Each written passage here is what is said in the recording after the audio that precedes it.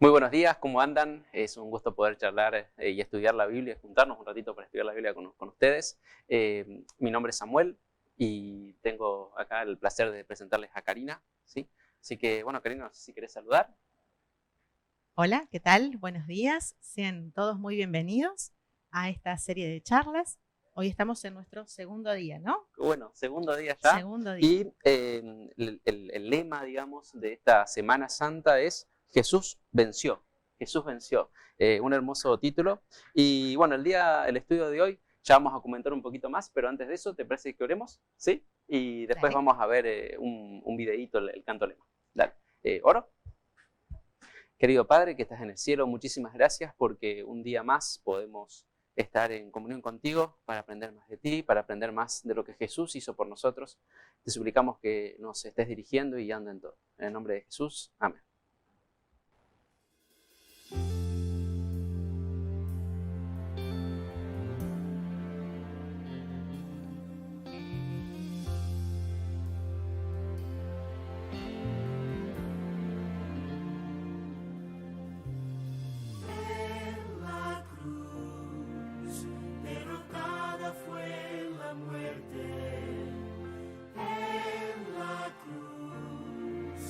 Certeza de perdón en Jesús, libertad completamente. No hay más condenación. Jesús venció, sí, Jesús venció. Al clamar está consumado, finalmente el mal fue derrotado. Cristo venció, Jesús la muerte venció. Los ángeles cantan con gran alegría, celebran la victoria de aquel que su gloria dejó.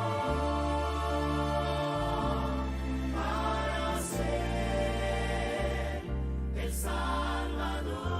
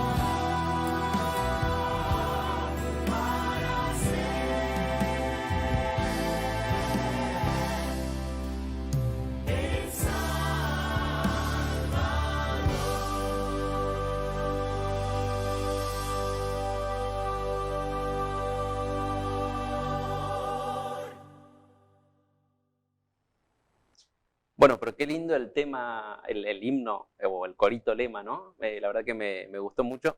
Y está bueno esto, ¿no? Esta idea de que Cristo venció y si estamos con Cristo también podemos ser más que vencedores con Él, ¿no? Bueno, vamos a empezar con el estudio, ¿te parece, Cari? El estudio de hoy se va a dividir en dos partes, ¿sí? La primera parte vamos a charlar sobre clamar a Dios, qué significa clamar a Dios y vamos a ver un poquito de una historia en la Biblia sobre ese tema. Y la segunda parte vamos a hablar sobre el significado de la Pascua, ¿sí? Porque en todo esto de Semana Santa muchas veces lo asociamos a esta palabrita Pascua. ¿Cómo suele la gente relacionar este concepto de Pascua? ¿Qué cosa? Bueno, mirá qué interesante que es esa pregunta que planteas, porque si bien todos lo asociamos con una fiesta, que de hecho es una fiesta, ¿no? Porque como decía el videíto, Cristo vence, ¿no? Entonces es una fiesta. Pero la mayoría de las personas, ¿qué hacen? Conejitos de chocolate, huevitos de El chocolate. conejo de Pascua. El conejo de Pascua. Tal cual. Una super comilona, Exacto. ¿no? Vos sabés que yo soy allá de San Francisco, Córdoba, y allá hay mucha migración del Piamonte, y allá una comida típica para Pascua es la baniacauda, ¿no? Es una especie de una crema con verduras, porque ese día no se come nada de carne, ¿no? Y esa crema tiene pescado, ¿no? Y bueno, toda una tradición, ¿no? Pero cuando uno pregunta qué significa la Pascua, es como que la gente queda como pensando, ¿no? Y entonces, bueno, en la segunda parte del tema de hoy vamos a trabajar un poquito sobre eso, ¿no? Sobre qué es la Pascua. Pero bueno, empezamos por la primera parte, que es clamar a Dios. Clamar a Dios porque Él está atento. ¿Qué significa clamar a Dios? Uno puede buscar en el diccionario y clamar a Dios significa pedir con vehemencia o desesperación, ¿no?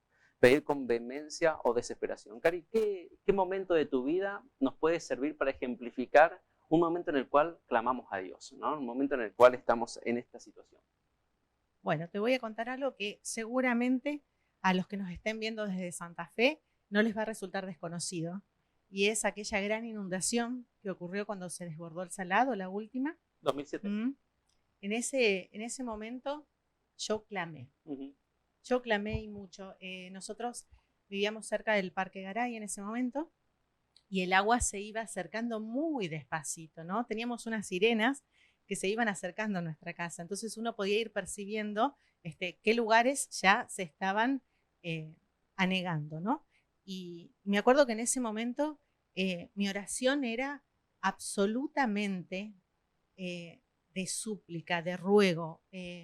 Uno estaba totalmente con todo su ser involucrado en esa oración, ¿no? Me haces acordar a la historia de Ana, ¿no? En la historia de Ana, mamá del profeta Samuel, allá en 1 Samuel capítulo 1, donde dice que Ana estaba derramando su alma a Dios, ¿no? Desconsolada, dándolo todo en la oración, dejándolo todo en esa lucha cara a cara con Dios, ¿no? Buscando el auxilio y la bendición de Dios. Hay una historia en la Biblia, otra, en la cual se nos cuenta de un pueblo que todos juntos clamaron a Dios. Ya no se trató de una sola persona, sino de todo un pueblo que clamó a Dios, ¿sí? Y eso está en Éxodo 2, 23 al 25.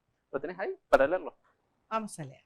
Éxodo 2, versículos del 23 al 25. Y aconteció que después de muchos días murió el rey de Egipto, y los hijos de Israel gemían a causa de la servidumbre y clamaron, y subió a Dios el clamor de ellos con motivo de su servidumbre. Y oyó Dios el gemido de ellos y se acordó de su pacto con Abraham, Isaac y Jacob. Y miró Dios a los hijos de Israel y los reconoció Dios. ¿Por qué clamaban? ¿Por qué clamaban? ¿No? ¿Qué es lo que dice el texto? ¿Por qué clamaban? Y una de las razones no es la razón externa, ¿no? Que ahí el texto dice, había esclavitud, servidumbre, trabajos forzados. También habrán pasado en alguna que otra situación hambre, muchas injusticias a mano de los egipcios, una situación constante de sufrimiento.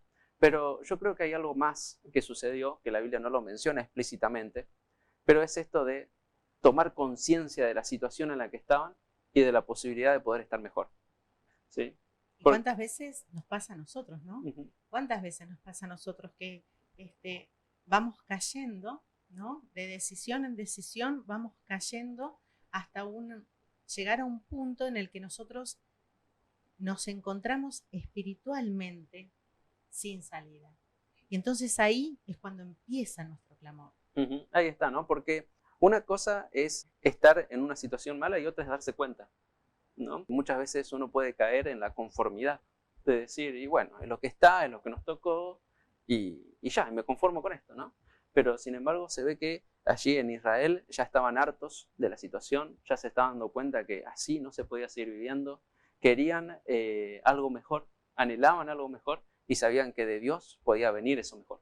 ¿Sí? Por eso el clamor, el pedido, porque sabían que en Dios podían encontrar auxilio. Y hoy somos esclavos, hoy en la actualidad también somos esclavos. El mundo en realidad durante toda la historia de la humanidad ha sido esclavo de una cosa. ¿De qué cosa, Cari? ¿De qué somos esclavos? Lamentablemente nosotros hemos entregado el dominio de este mundo, ¿no? a Satanás, ¿no? A Satanás y a todo su poder de maldad. Nosotros hoy estamos sumergidos en el pecado, estamos hundidos en pecado. Sin embargo, acá, en el último versículo que leímos, ¿no? Dice, Dios miró a los hijos de Israel y los reconoció. Y qué importante que es que nosotros podamos saber que Dios también puede vernos, puede encontrarnos en medio de ese clamor, en medio de esa situación angustiante en la que nosotros nos encontremos. Dios puede extender su mano a nosotros y tomarnos. Qué lindo, qué lindo. Hay muchos textos sobre esto. Hay uno que me acuerdo, creo que es el Salmo 45-54. Por ahí andamos, si no, ahí en su casa, si alguno se acuerda, lo puede ir buscando. Es ese Salmo que dice que aunque estemos nosotros en un lodo cenagoso, clamamos a Jehová, Él oye nuestro clamor, nos saca del lodo cenagoso de desesperación, ¿no? de hundirnos en el lodo, nos saca de ahí y nos pone en roca firme, ¿no? Y me encanta eso porque siempre nos escucha. Y hay dos textos más, uno en Jeremías 33:3, no sé si lo querés buscar, y yo busco otro en Salmos 51:17. Si ustedes lo quieren buscar allí en sus Biblias, en sus casas, también está bueno porque son textos para marcar, porque son textos hermosos, muy lindos, esperanzadores. Jeremías 33:3 dice, clama a mí y yo te responderé y te enseñaré cosas grandes y ocultas que tú no conoces. Ahí está, ¿no? Esa esperanza que nos da Dios de que siempre que clamemos a Él, Él nos va a escuchar y nos va a extender la mano. Y Salmos 51:17 dice, los sacrificios de Dios son el espíritu quebrantado. Al corazón contrito y humillado no despreciarás tú, oh Dios. Qué hermosa esperanza, porque no importa en la situación en la que estemos o lo que hayamos hecho en nuestra vida. Si nosotros nos humillamos ante Dios, tenemos la garantía absoluta y plena de que Dios nos va a escuchar, de que Dios nos va a ayudar y que Dios nos va a dar la victoria, ¿no? Es como que es una garantía asegurada, es el sello de calidad de Dios, ¿sí? Así dice Jehová, y eso es muy lindo para nosotros porque en Él podemos hallar seguridad, ¿no? En este mundo de tanta incertidumbre que nos causa tanta ansiedad, en Dios encontramos seguridad, consuelo, paz y la posibilidad y saber, digamos, de que hay victoria a pesar de nuestra situación de esclavitud en el pecado. Él, Dios, a través de Cristo, nos ha prometido liberación cada día de eso, ¿no? Ahora vamos a poder pasar a la segunda parte de este tema, ¿sí? Que habíamos dicho el significado de la Pascua. ¿Y qué relación hay con esto que hablamos recién del clamor, ¿no? Pascua. ¿Qué significa Pascua? La palabra Pascua, ¿de dónde viene? ¿Vos sabés, Cari? Bueno, yo te puedo decir de dónde viene bíblicamente. Uh-huh. De ahí viene. Bien. Bíblicamente viene de la palabra passage. Ajá. No sé si estará bien pronunciada, Ajá. pero bueno. Passage, pesage, por ahí anda, exactamente. ¿no? Sí. Era una palabra que significa pasar por alto, pasar ir por encima de. Pasar por alto. O sea que no tiene nada que ver con el chocolate, ¿no? Nada que ver con el chocolate. Cosas, con la comida lamento, y todo pero no. eso, ¿no?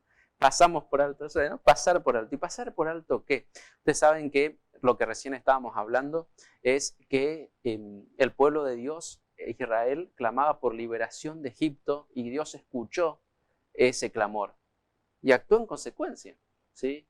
Dios trajo la liberación. ¿Y de qué manera trajo la liberación, Cari? ¿Cómo fue que Dios liberó al pueblo de Israel del yugo de Egipto? ¿Qué fue lo que pasó? Esta historia es muy interesante, ¿no? Porque nosotros a veces creemos que en Hollywood encontramos historias fantásticas, pero la Biblia tiene, en este caso, una historia mucho más fantástica, ¿no? Fíjense que Faraón estaba tratando de exterminar a ese pueblo que, a pesar de la servidumbre, crecía, crecía y crecía, ¿no? Entonces manda a matar a todos los niños varones que vayan naciendo. Pero uno se salva y lo cría justamente la hija de Faraón. Este hombrecito, Moisés, después tiene un problemita que todos conocemos, ¿no? Se vuelve un asesino, tiene que huir, ¿no? Pero es justamente a ese niño que había sido rescatado de la muerte segura que Dios toma en el desierto para que sea el salvador en ese momento de su pueblo. Ahí está, ¿no? Se iba a ser el instrumento en las manos de Dios para poder salvar a Israel, ¿no? Y está bueno. ¿Y qué más sucedió, no? Nosotros recordamos la historia, ¿no? Aparte de las películas, es una historia muy, muy comentada, ¿no? Es impresionante cómo Dios lo llama a Moisés, ¿no? Moisés, imagínense, tranquilo, cuidando ovejas, ¿no? En el nuevo lugar donde vivía, y ve una zarza, ¿sí? Un pastizal, una especie de una zarza, ¿no? Dice la Biblia, que no se quemaba, ¿no? Y desde allí Jehová lo llama y le habla. Y después de poner muchas excusas Moisés, Dios, una de las cosas que le dice a Moisés es, ¿qué tenés en tu mano? ¿No? ¿Qué tenés en tu mano? Y en tu mano tenía, ¿qué cosa? En su mano tenía una vara, no tenía una espada, no tenía un escudo, no tenía absolutamente ningún instrumento bélico. Sin embargo, es muy curioso porque en realidad son las curiosidades de Dios, ¿no? Dios puede convertir cualquier cosa en un instrumento de salvación. Y en este caso, la vara que los pastores tienen siempre una vara para ahuyentar, ¿no? a los posibles depredadores. Pero para los faraones también llevaban varas como parte de su demostración de poder, ¿no? Claro. Ellos eran... Igualmente, la vara que tenía Moisés era la vara de un pastor, la vara que tenía Faraón era la vara de un faraón, ¿no? Me la imagino de oro, de algo mucho más lindo, ¿no? Otra cosa. ¿Y para qué lo usaba él, digamos, esa vara? Faraón la utilizaba para reprender, para azotar, muchas veces no solo de manera simbólica, sino de manera real, física, a aquellos súbditos que él consideraba que estaban haciendo algo mal. Era el símbolo de su poder, ¿no? Era el símbolo de su supremacía. Recordemos que Faraón era Dios en la tierra. Era considerado un dios, tal cual. Y qué lindo esto, ¿no? Yo me imagino la escena, ¿no? Porque como todos sabemos, Dios elige no solo a Moisés, sino que también elige a su hermano Aarón, un esclavo y un pastor, para liberar a su pueblo de un imperio poderoso como el egipcio. Entonces imagínense, viéndolo desde afuera, ¿no? Ver entrar a un pastor, una persona humilde, pobre, y a un esclavo, o sea, más humilde, más pobre, con 2 palos en las manos, ¿sí? Entrando al palacio de una persona poderosísima y decirle, bueno, deja ir a Israel porque Dios dice que tenés que dejarlos salir, dejarlos ir libres y bueno, y que lo vamos a liberar, ¿no? Junto con Dios, ¿no? Yo fuera faraón y sin creer en Dios, me les río en la cara, digamos, ¿no? Esta gente que hace acá de todos. Y sin embargo, me gusta ponerme en el lugar de Moisés y de Aarón y ver su valentía y su fe. Sabían que aunque ellos iban con 2 varas, iban atrás con un Dios todopoderoso que podía hacer muchas cosas para salvar a Israel, ¿no? ¿Y qué cosas hizo Dios para salvar a Israel, para sacar a Israel de Egipto? Mira, antes de pasar a eso, me gustaría leer justamente cuando vos dijiste esa jactancia de Faraón, ¿no? Porque de hecho sí pasó, ¿no? Cuando Moisés y Aarón se presentan ante Faraón, Faraón se les ríe en la cara, ¿no? Y eso lo tenemos registrado en Éxodo. Y fíjate cuál fue la respuesta de Dios en Éxodo 4 y los versículos 22 y 23, cuando Faraón se ríe de estos 2 hombres tan pequeños, supuestamente. La respuesta de Dios es la siguiente. Y dirás a Faraón, Jehová ha dicho así, Israel es mi hijo. No era cualquiera, ¿no? Dios ya empieza a reconocer a este pueblo esclavo como su hijo. Y no solo cualquier hijo, mi primogénito. ¿Mm? Todos sabemos que en la cultura de esos tiempos el primogénito tenía un rol muy importante, ¿no? Y después le dice, ya te he dicho que dejes ir a mi hijo para que me sirva, mas no has querido dejarlo ir. He aquí, yo voy a matar a tu hijo, tu primogénito. Ahí está, ¿no? ¿Qué profecía? Porque después de esta situación, como sabemos, vinieron las 10 plagas, ¿no? de Egipto, ¿sí? Y una tras otra, Faraón tuvo la posibilidad de arrepentirse, tuvo la posibilidad de dejar ir a Israel, tuvo la posibilidad de humillarse ante Dios y decir, bueno, está bien, Dios tiene razón, es más poderoso, es un Dios verdadero, es un Dios realmente poderoso, no como los que tenemos nosotros, ¿no? Cari recién me decía, mientras estábamos preparando el tema, que justamente todas las plagas que Dios envió era una muestra de su poder, y que el Dios, por ejemplo, del río Nilo, cuando convirtió el río Nilo en sangre, bueno, había un Dios del río Nilo, y bueno, ese Dios no pudo hacer nada, pero el Dios de Israel sí. Después cuando trajo las plagas al ganado, también había un Dios en relación al ganado, ¿no? Y Dios siempre mostrando su poder por sobre Faraón, por sobre los dioses de Egipto.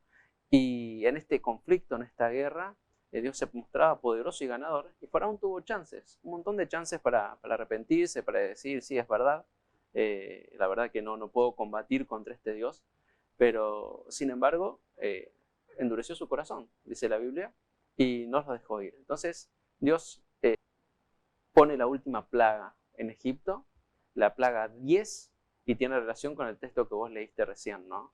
¿Qué hizo Dios, no? ¿Cuál fue el último paso?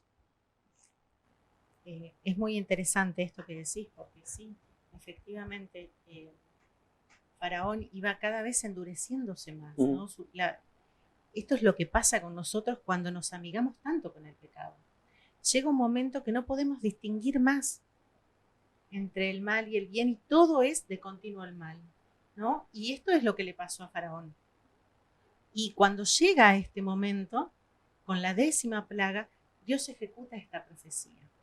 Y Dios muestra su soberanía absoluta sobre la creación y sobre los hombres, ¿no? Esta 10ª plaga era justamente este acontecimiento de la Pascua.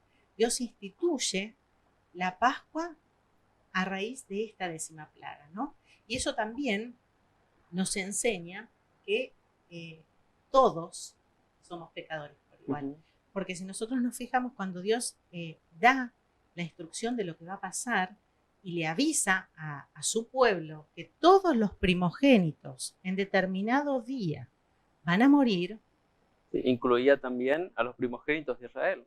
Porque hasta ese momento las plagas no habían caído sobre Israel. Es como que Dios las protegía, los protegía, ¿no? A Israel. Pero en este último punto también les advierte a Israel y les dice, ustedes van a tener que hacer algo porque voy a visitar también a ustedes sus casas, y puede morir uno de sus primogénitos si no me obedecen, si no hacen lo que yo les digo, que ahora lo vamos a ver, ¿no? Dios, la instrucción que da es matar un cordero, ¿sí? Y que con la sangre de ese cordero, cada familia tenía que matar un cordero, y con la sangre de ese cordero pintar los linteles, ¿no? Los marcos de sus puertas, y esa iba a ser la señal para el ángel que iba a destruir y a matar a cada primogénito, para que justamente Pascua, ¿no? Pase por alto esas casas y esas familias se salven de conocer la muerte del hijo primogénito. Fíjate qué problema, ¿no? Qué problema es cuando no reconocemos la soberanía de Dios.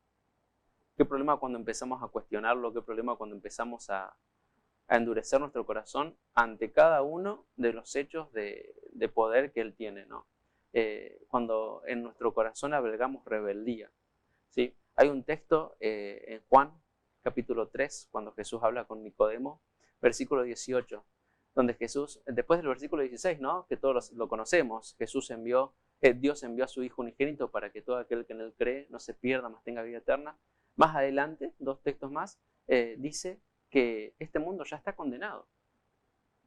Ya estamos muertos. Pero Dios nos dio una posibilidad de ser salvos. A Jesús. ¿Sí? Ese cordero que murió, y cuando aceptamos su sangre, podemos conocer la muerte primera, pero no la eterna, ¿no? Va a haber resurrección si aceptamos a Cristo. Y entonces eso me gusta, porque uno puede decir que este Dios, ay, qué malo, que mata a los primogénitos, ¿no? Sin embargo, hubo un montón de chances para arrepentimiento, un montón de chances para volver a Dios, un montón de cosas malvadas que hicieron los egipcios contra su pueblo. En esta guerra y conflicto que tenía Dios con Egipto, uno ve un montón de posibilidades que le da Dios para salvar. De hecho, si los egipcios aceptaban esta orden de la sangre del cordero, de poner en sus linteles, también el ángel iba a pasar por alto en sus casas.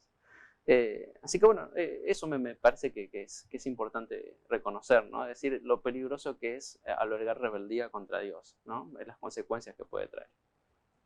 Sí, de hecho, la Biblia registra que cuando se produce este éxodo del pueblo de los límites de Egipto, hay egipcios que se van con ellos. Uh-huh.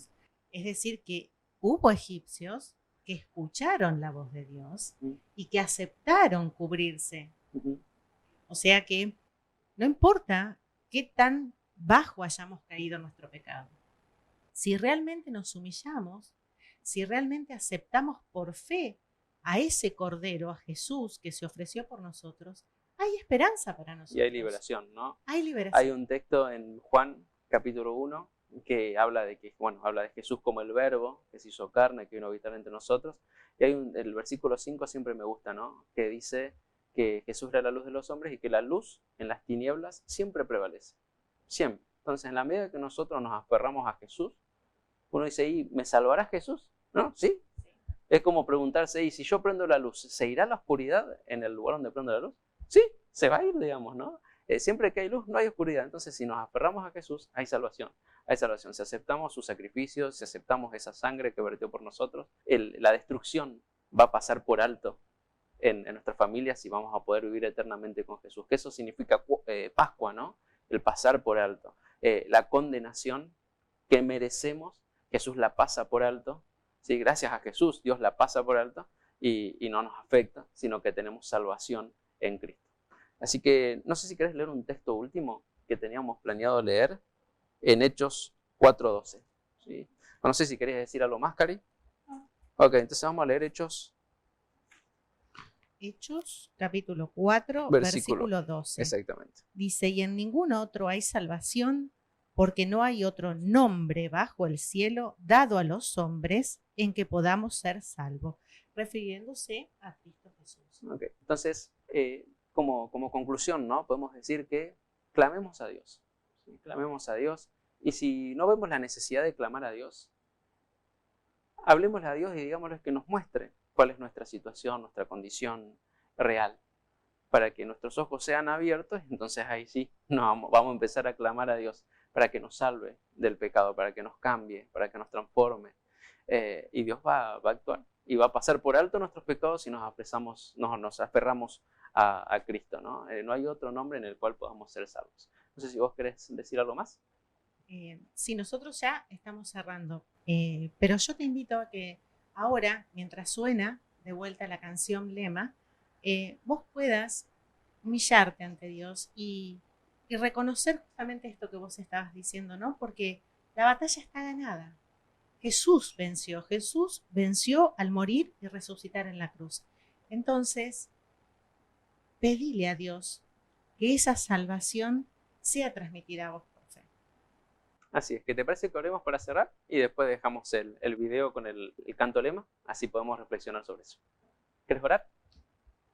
Amoroso Dios y Padre, en el nombre de Cristo Jesús, queremos pedirte humildad, Señor. Queremos pedirte fe. Que tu Santo Espíritu obre en nosotros el reconocernos pecadores, débiles, y que podamos, Señor, a través de este reconocimiento, poder acceder al arrepentimiento y a la salvación que nos ofreciste, que nos entregaste, que nos das por gracia en la persona de Cristo Jesús. Señor, sabemos que somos duros de cerviz, pero en ti podemos volvernos mansos, humildes, y queremos realmente que por gracia el Espíritu Santo obre en nosotros. Te pedimos, Señor, todo esto y sin merecer nada, en el nombre de Cristo Jesús. Amén. Amén. Amén.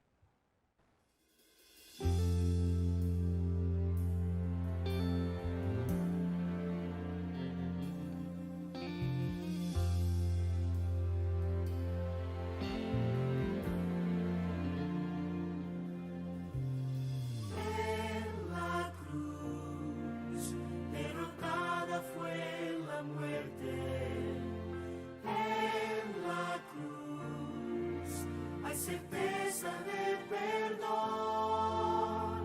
en Jesús, libertad completamente. No hay más condenación. Jesús venció, sí, Jesús venció. Al clamar está consumado.